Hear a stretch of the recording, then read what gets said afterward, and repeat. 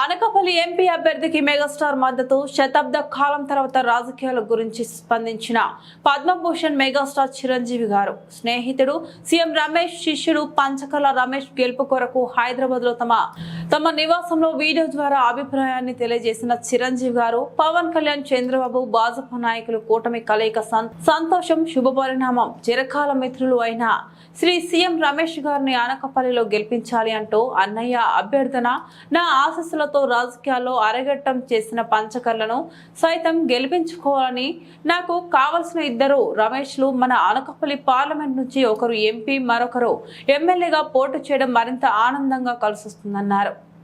సమర్థవంతమైన నాయకులు పోటీ చేయడం శుభ పరిణామం. విజయ అవకాశాలు సుస్పష్టం. సీఎం రమేష్ గారి పలుకుబడి గురించి నాకు బాగా తెలుసు.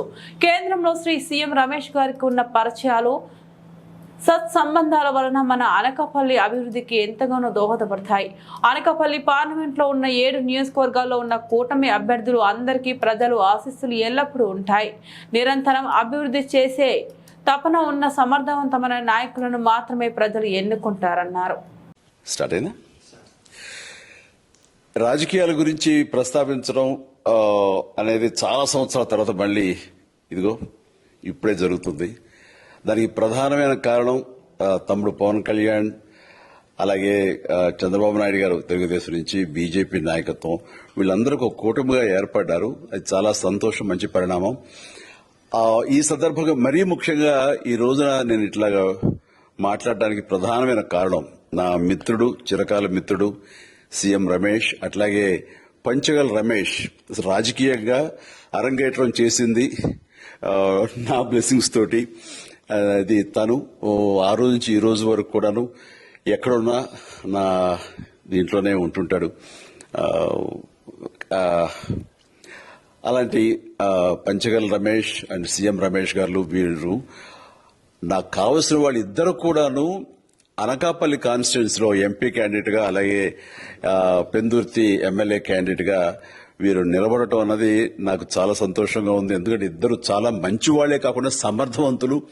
ఇలాంటి వాళ్ళు అలాంటి కాన్స్టిట్యున్సీకి, దాని అభివృద్ధికి ఎంతగానో దోహదపడతారు అన్న నమ్మకం నాకు చాలా ప్రగాఢంగా ఉంది. ముఖ్యంగా సీఎం రమేష్ గారికి కేంద్రంతో ఉన్నటువంటి సంబంధాలు, అనుబంధం ఇది మరీ మరీ ప్రత్యేకం. నాకు అది ఎప్పటి నుంచో తెలుసు. వారి గురించి నేను వింటూనే ఉన్నాను, చూస్తూనే ఉన్నాను.